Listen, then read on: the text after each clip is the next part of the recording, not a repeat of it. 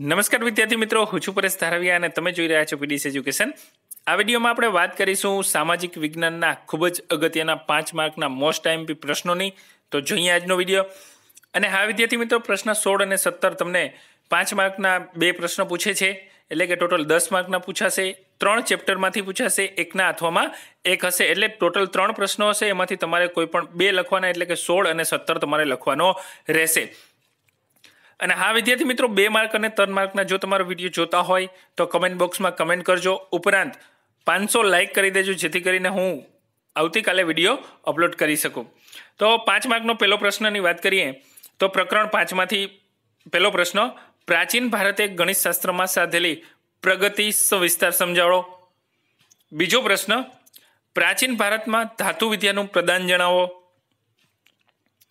એના પછીનો ત્રીજો પ્રશ્ન, પ્રાચીન ભારતમાં વાસ્તુશાસ્ત્ર વિશે સવિસ્તાર માહિતી આપો।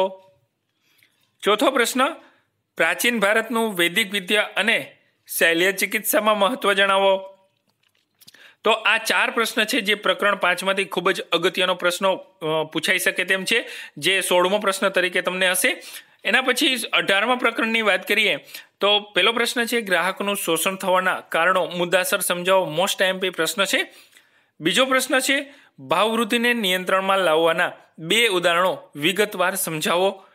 અને પ્રકરણ 18માંથી ત્રીજો પ્રશ્ન છે, ગ્રાહકોની ફરજો અને અધિકાર વિશે વિસ્તૃત સમજાવો। તો પ્રકરણ 3માંથી તમને આ 3 મોસ્ટ આઈએમપી પ્રશ્ન છે 5 માર્કના।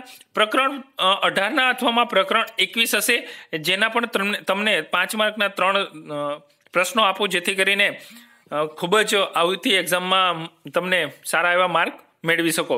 તો પહેલો પ્રશ્ન, ભ્રષ્ટાચાર નાથવાના સરકારી પ્રયાસો જણાવો। મોસ્ટ આઈએમપી પ્રશ્ન છે। બીજો પ્રશ્ન છે, ગરીબી ઉદ્ભવવાના કારણો જણાવો, એ પણ એક ખૂબ જ અગત્યનો પ્રશ્ન છે। અને ત્રીજો પ્રશ્ન છે, માહિતી મેળવવાના અધિકારના હેતુઓ જણાવો અને માહિતી મેળવવાની પ્રક્રિયા જણાવો। તો આ હતા 5 માર્કના સામાજિક વિજ્ઞાનના ખૂબ જ અગત્યના પ્રશ્નો, જે 14 માર્ચ 2019ના દિવસે પેપર લેવાનો છે, એના માટે ખૂબ જ અગત્યના પ્રશ્નો છે। તો આજનો વિડીયો અહીંયા સુધી રાખી, ત્યાં સુધી wish you all the best. જય હિન્દ, જય ભારત।